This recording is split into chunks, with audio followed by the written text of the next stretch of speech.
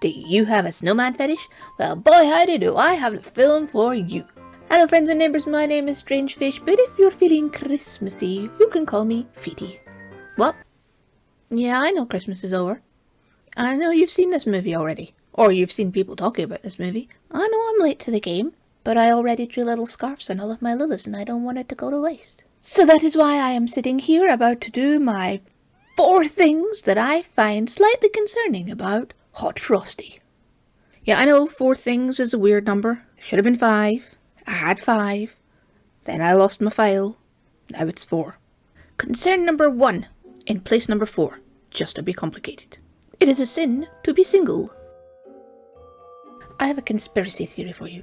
Single starts with sin. It rhymes with mingle. It ends in an E, which means nothing. I don't have a conspiracy theory for you. But Hot Frosty, like every other movie of this kind, thinks that you should not be a onesie on your onesie. And that's bad. And that's all I have to say about that. Let's read what I wrote. Not unique to this film, most if not all romance movies share this message. But I find it slightly worse in Hot Frosty because our leading lady, Kathy, is grieving the death of her husband. We're not given a timeline of how long it's been, but even if we had, there is no time limit on grieving. But try telling that to the happily married older couple who think it's high time that Kathy found someone new. And oh look, here's a lovely scarf that reminds me of one I wore when I was on my first date with my hubby dear. It must be fate. Take it and find true love. At one point I did think this film was going to go in a slightly different direction. I thought that Frosty was going to be more a temporary friend, as snowmen often are, who helped Kathy relearn herself and find peace to move on to her new relationship when she's ready. She had her life planned out thinking she would grow old with her husband, and now she has to reevaluate that. It's a hard thing to do. But sadly, they didn't go that way. Kathy's house is in disrepair because all of that was stuff her husband used to handle. I'm not sure if the film is saying she's incapable of getting these things sorted without him, or if it's more of an acceptance thing. If I take charge of all the things he used to handle, am I accepting he really is gone? She doesn't cook anymore, despite it being her one-time passion, and yeah, I think that's all we learn about her. Then along comes Frosty and fixes her house and her life, because all she really needed was a man. I think she needed a something, but I'm kind of sad that they didn't just go with friend. Friend? Concern number 2. It's funny cause they're women. Okay, so there is nothing wrong with admiring a beautiful form. Just don't ogle, don't perv, don't creep everybody else around you out. I think that seems to be a reasonable rule, but not one that the ladies in this town have learned. Because all of them, bar Kathy oddly enough, seem to have had their brains melted by this magical man. I don't really blame this lady for getting distracted by an unexpected Adonis on a rooftop in the middle of winter.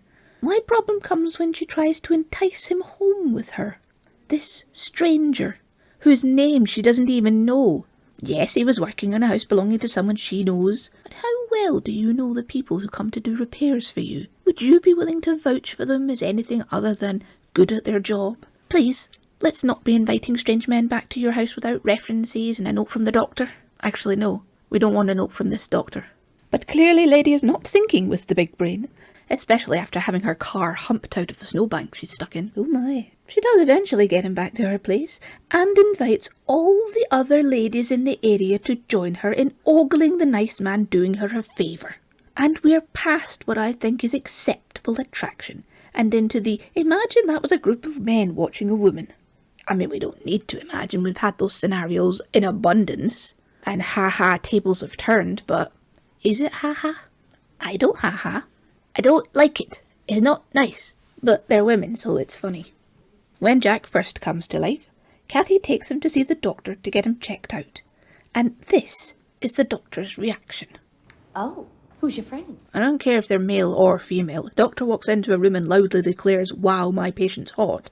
That's a malpractice suit in the making. And she doesn't excuse it. It's not a, "Whoops, did I say that out loud? Excuse me" moment. She doubles down. How would you like to stay with me, Jack? I could take care of you. As a medical professional. But it's funny, cause woman. And let's not forget that Jack's first night alive, he was naked as the day he was born. 'cause he was born on that day. So he runs naked through the town, and of course is spotted by an older couple walking their dog. The man, of course, is absolutely shocked because I don't know what that was. But his wife wants to get a closer look, just to be sure. He might not have been naked. She had to check carefully. She had to take a close-up look, in case they asked for a description. But it's okay. She's an older woman. It's funny. And we can't forget that later on in the movie, when the sheriff finds the CCTV footage of Jack running in his birthday suit, he prints out a picture and holds it aloft in the cafe. At which point, every lady in the place leans in to get a better look. All the ladies practically fall out of their seats trying to get a closer look at his glistening buttocks and other things. And again, it's okay. It's funny. They're women. And he's a man. I know, it's a silly movie. Don't take it so seriously, Feedy. Number 3 concerning Jack remembers. When Kathy first meets Jack, he is talking to his fellow snowmen. He is talking to them. That's amazing!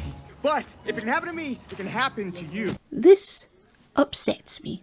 He thinks they can hear him. He thinks they are aware. He knows the scarf is the magic that brought him to life, but he talks to the other snowmen as if they can hear him. Why does he think they can hear him? Could he hear everything when he was just a snowman? He remembers Kathy putting the scarf on him. Now the scarf is what supposedly brings him to life. Therefore he should not be alive before the scarf is put on, in order to be able to remember the scarf being put on. And he says it is the last thing he remembered, not the first. What's the last thing you remember? You staring at me, putting my scarf on. So what this film is telling us is that snowmen are sentient beings with conscious thought, and they are doomed to live a life of being completely locked into their frozen forms, watching the world go by. And I don't even want to start thinking about when the sun comes up. I don't like this. Number 4 concerning moment. Jack is a baby. Literally and figuratively, he is a baby. He was born, I don't actually have any time scale for how long this film is. A week? 2 weeks? No idea. I mean, yes, he can walk and talk within a few minutes, but so can a baby deer. It's still a baby. Well, baby deers can't talk, but you know what I mean. He knows nothing. At best, he is a puppy dog. He is not a love interest. And if they had gone with the temporary friend angle, that would have all been fine. A childlike persona to bring, what was her name, Kathy, back to basics. I don't know. To just enjoying life and enjoying the moment. She may have even found a renewed confidence being able to take care of him. If I can take care of this man baby, I can take care of myself, my house, my business, everything. They do try to counter this a little bit by saying that he learns fast. He watches TV and suddenly he is an expert in whatever he has watched. And given how many horny ladies there are in this town, I'm surprised Dr. Creepy McPerv didn't try and sit him down in front of an adult movie. But he learns fast, implying that he ages fast. He might be literally 2 days old, but he has aged, 20 years? I don't know. I don't feel like he ever really fully grows up. He definitely isn't fully grown by the time he asks Kathy on a date.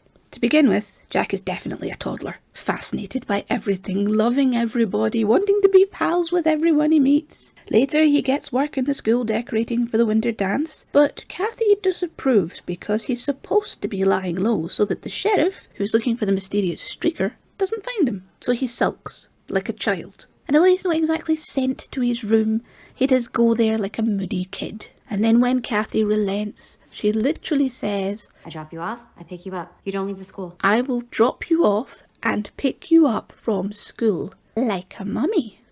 At school, he jumps around gleefully, very happy in the company of other kids, because he is a kid.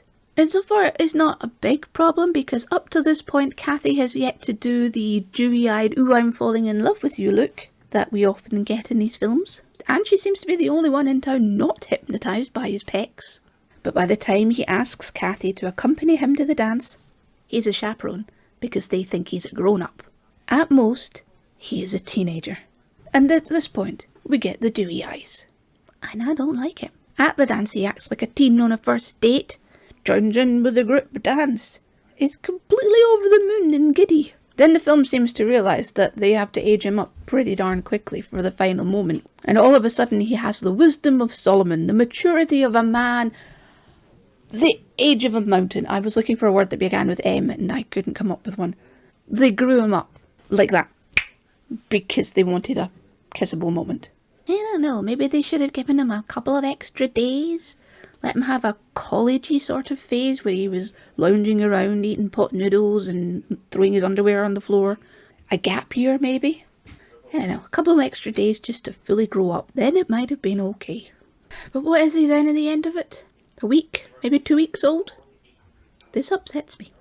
But it's a silly movie. What am I getting upset and concerned about? And to be perfectly honest, it wasn't the worst of the films my son made me watch this Christmas season. I thought the guy that played Jack was a lot more charming than the usual mannequin-like love interests you get in films like this.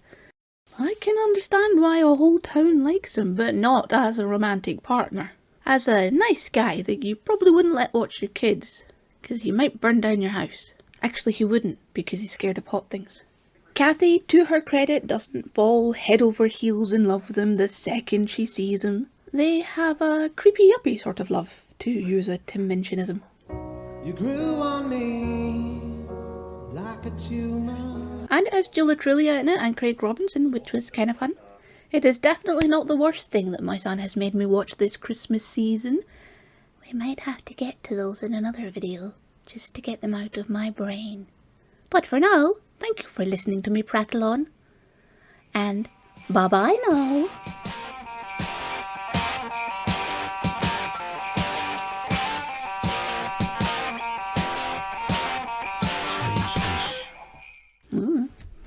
It's alright. It was alright. It wasn't good. It was alright.